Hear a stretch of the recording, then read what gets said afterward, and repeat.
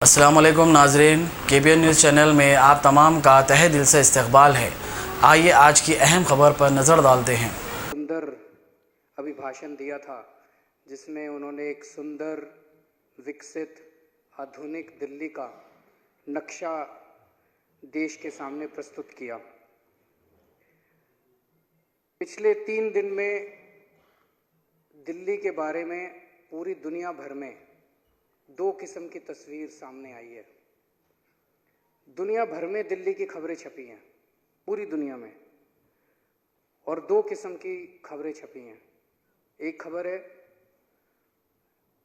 दिल्ली की खुशी के बारे में, दिल्ली के बच्चों के बारे में, दिल्ली के सरकारी स्कूलों के बारे में। इस दुनिया के सबसे शक्तिशाली व्यक्ति, USA के राष्ट्रपति श्री डोनाल्ड ट्रंप की पत्नी श्रीमती मेलानिया ट्रंप दिल्ली के सरकारी स्कूल में आई। मुझे लगता है कि शायद 70 साल के भारत के इतिहास में ये पहली बार हुआ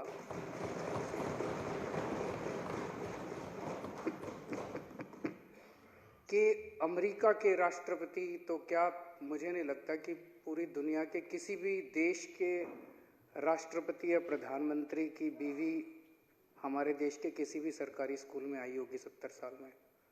अमेरिका के राष्ट्रपति की बीवी, धर्मपत्नी, दिल्ली के सरकारी स्कूल में हैप्पीनेस क्लास अटेंड करने के लिए आई, और हैप्पीनेस क्लास अटेंड करने के बाद उन्होंने कहा कि इस किस्म की हैप्पीनेस क्लास केवल भारत के नहीं, केवल अमेरिका के नहीं, पूरी दुनिया के हर स्कूल के अंदर होनी चाहिए। मुझे लगता है ये हमारे पूरे देश के लिए बहुत गौरव की बात है। तो एक तो ये खबर छपी, पूरी दुनिया के सारे अखबारों में छपी, और दूसरी खबर छपी कि जब डोनाल्ड ट्रंप देश का दौरा कर रहे थे तो दिल्ली जल रही थी। दिल्ली के दंगों की खबर छपी, दिल्ली के अंदर नफरत की खबर छपी, भाई और भाई के बीच लड़ाई की खबर छपी, दुकानें जलने की तस्वीरें छपी, मार्केट उजाड़ दिए गए, लोगों के घर उजड़ गए, उसकी तस्वीरें पूरी दुनिया के अंदर छपी। हम सब दिल्ली वालों को ये सोचना है कि हमें कौन सी तस्वीर चुननी है। ये समय बहुत नाजुक समय है, और हम सब लोगों को मिलकर ये सोचना है कि हमें कौन सी तस्वीर मंजूर है। हमारा ही एक भाई, हेड कांस्टेबल श्री रतन लाल, शहीद हो गए। वो क्यों शहीद हुए? वो किसी हिंदू को बचाने के लिए शहीद नहीं हुए, वो किसी मुस्लिम को बचाने के लिए शहीद नहीं हुए, वो इस मुल्क को बचाने के लिए शहीद हुए, वो भारत को बचाने के लिए शहीद हुए। उन्होंने अपनी जान दे दी, और कोई भी जान बहुत कीमती होती है। आज इस पूरे सदन की तरफ से, पूरी दिल्ली सरकार की तरफ से और पूरे दिल्ली के लोगों की तरफ से मैं उनके परिवार को यह आश्वासन देना चाहता हूं कि आपके बेटे की शहादत हम किसी भी हालत में बेकार नहीं जाने देंगे। रतनलाल जी दिल्ली की उस तस्वीर के लिए शहीद हुए जिसमें मेलानिया ट्रंप हमारे दिल्ली के एक सरकारी स्कूल में आती हैं। वो दिल्ली की नफरत वाली तस्वीर के लिए शहीद नहीं हुए। मैं उनके पूरे परिवार को इस सदन की तरफ से आश्वासन देना चाहता हूं कि आपकी पूरी जिंदगी की जिम्मेदारी अब हमारी है। आप बिल्कुल चिंता मत करना। ये सदन, हम सारी पार्टियां, मैं सारी पार्टियों की तरफ से ये आश्वासन देता हूं, ये सदन, ये सरकार आपका ख्याल रखेगी। मुझे बेहद खुशी हुई, आज सुबह मैंने सुबह न्यूज़ चैनल्स में पढ़ा, न्यूज़ चैनल्स में सुना कि केंद्र सरकार शायद 1 करोड़ रुपए का उनको सम्मान राशि दे रही है। दिल्ली सरकार भी, दिल्ली सरकार की पहले से नीति है, दिल्ली सरकार उनके परिवार को 1 करोड़ रुपए की सम्मान राशि देगी,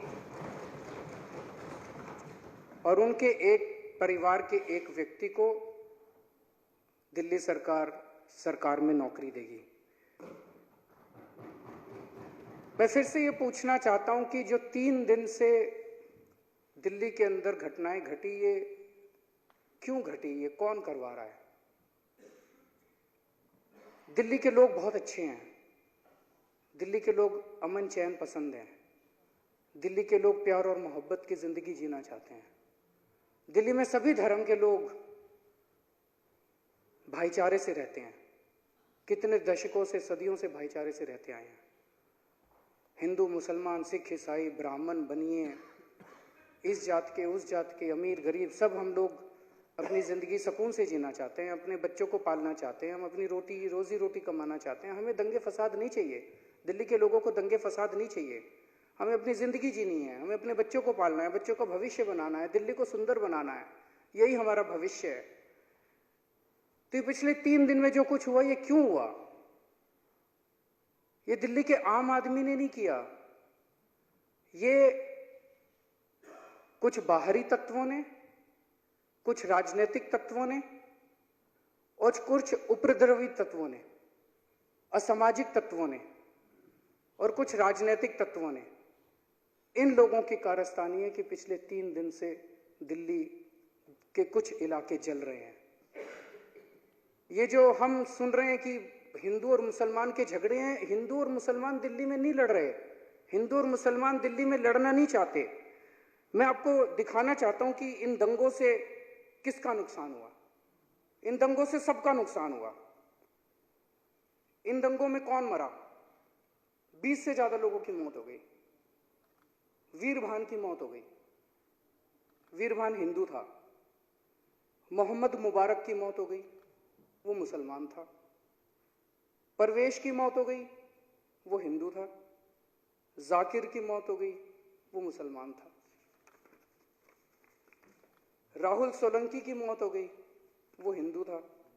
शाहिद की मौत हो गई, वो मुसलमान था। मोहम्मद फुरकान की मौत हो गई, वो मुसलमान था। राहुल ठाकुर की मौत हो गई, वो हिंदू था। तो मौत तो दोनों की हो गई, हिंदुओं की भी हो गई, मुसलमानों की भी हो गई, पुलिस वालों की भी हो गई। फायदा किसका हुआ? इसी तरह से ये मेरे पास इंजर्ड लोगों की लिस्ट है।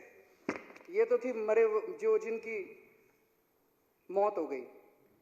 राकेश हिंदू है, मोहम्मद सलीम मुसलमान है।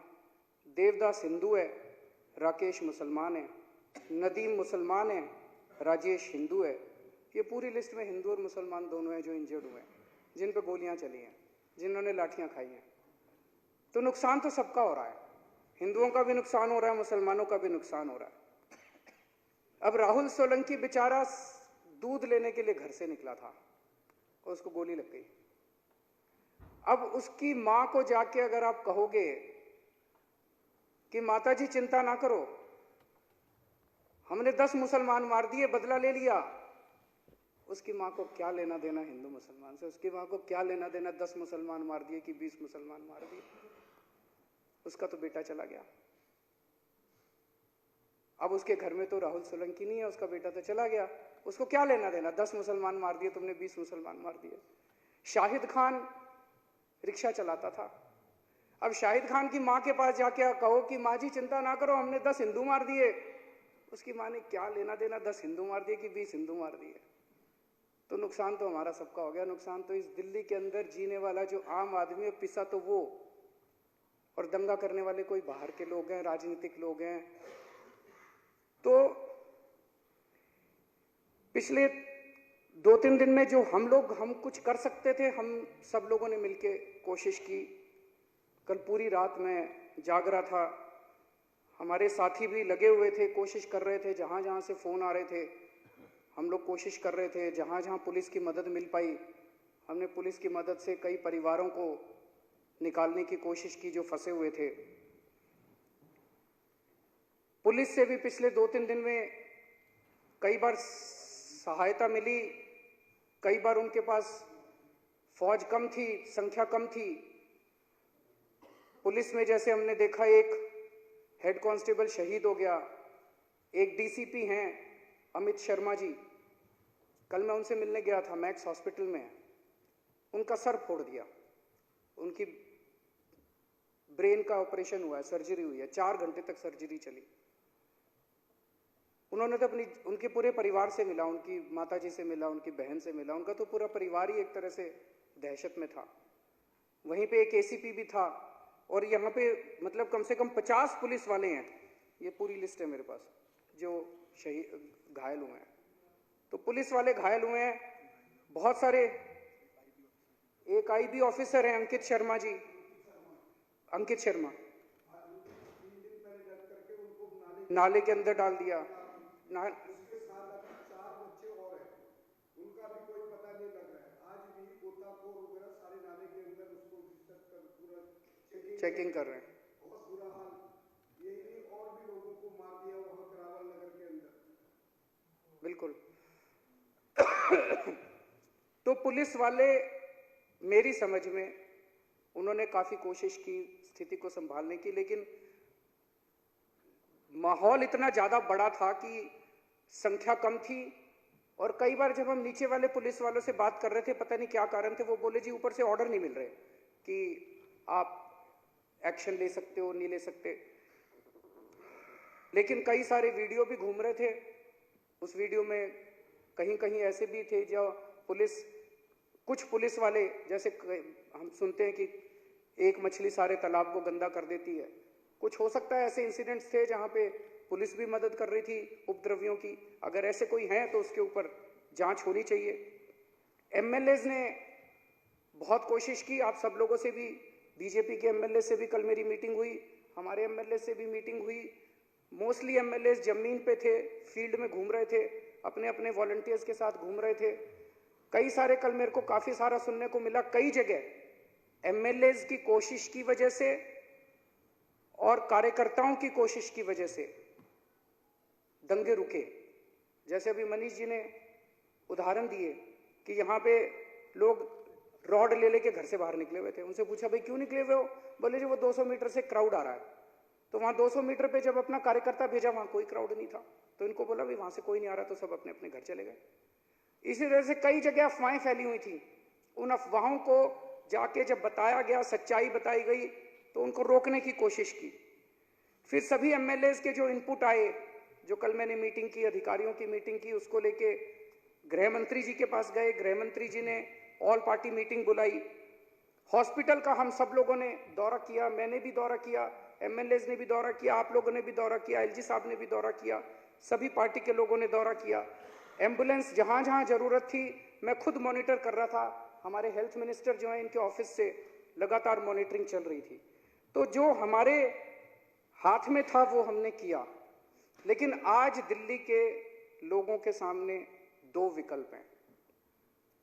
एक विकल्प तो ये है कि हम सारे एक साथ खड़े हो जाएं, हिंदू, मुसलमान, सिख, ईसाई, सारे धर्म के लोग, सारे जात के लोग एक साथ खड़े होके और अपना सुनहरा, दिल्ली का सुनहरा भविष्य बनाने की कोशिश करें। और दूसरा विकल्प यह है कि एक दूसरे को मारें, और एक दूसरे कितने मार दिए, उसके कितने मार दिए और अपने कितने मार लिए, एक दूसरे की लाशें गिरने का काम करें। आधुनिक दिल्ली, विकसित दिल्ली किसी भी हालत में लाशों की नींव के ऊपर नहीं बन सकती। अगर हमें आधुनिक दिल्ली बनानी है तो ये आधुनिक दिल्ली केवल और केवल स्कूलों, अस्पतालों, सड़क, बिजली, पानी के नींव के ऊपर बनेगी। और मुझे लगता है अब समय आ गया है जब पूरी दिल्ली को मिलके कह देना चाहिए, पूरी दिल्ली क्या पूरे देश को मिलके कह देना चाहिए कि बस अब बहुत हो गया, अब बर्दाश्त नहीं किया जाएगा। अब ये नफरत की राजनीति बर्दाश्त नहीं की जाएगी। अब ये भाई को भाई से लड़ाने की राजनीति बर्दाश्त नहीं की जाएगी। अब दंगों की राजनीति बर्दाश्त नहीं की जाएगी। अब दुकानें जलाने की, माँ बहनों के साथ गलत काम करने की, घर जलाने की, ये सब राजनीति अब बर्दाश्त नहीं की जाएगी। बहुत सारे दिल्ली के कई इलाकों से बहुत अच्छी अच्छी और दिल को खुश कर देने वाली कहानियां भी सुनने को मिली कि कहीं पता चला हिंदू इलाके में एक मुसलमान रहता है, सारे हिंदुओं ने मिलकर उसको बचाया। कहीं पता चला मुसलमान इलाके में एक हिंदू रहता है, सारे मुसलमानों ने मिलकर उसको बचाया। ये दिल्ली वाले हैं, ये आम दिल्ली के नागरिक हैं, और हमारा भविष्य इन्हीं के भरोसे आगे बढ़ सकता है। स्थिति बहुत नाजुक है।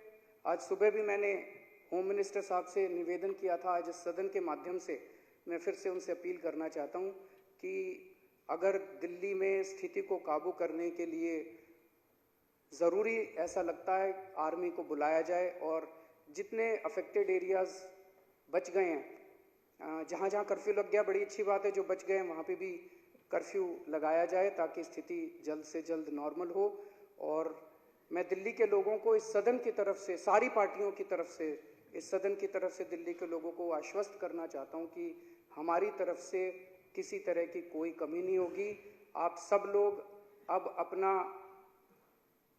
एक दूसरे के प्रति ये हिंसा छोड़िए, सब लोग अब अपने अपने घर में जाइए, अपने अपने घर में जाके अपनी ज़िंदगी दोबारा जीने की कोशिश कीजिए। और अगर बाहर से कोई बाहरी तत्व आके अगर आपकी शांति भंग करने की कोशिश करते हैं तो तुरंत पुलिस को इत्तला करके उनकी जानकारी दीजिए। बहुत बहुत शुक्रिया। अगर आपने हमारे चैनल को अभी तक सब्सक्राइब नहीं किया है तो यहाँ पर रेड कलर का सब्सक्राइब बटन दिख रहा है, उसे क्लिक करें और हमारे चैनल को सब्सक्राइब कीजिए और साथ ही साथ बेल आइकन को भी क्लिक कीजिए जिससे आपको ताज़ा अपडेट मिलती रहे।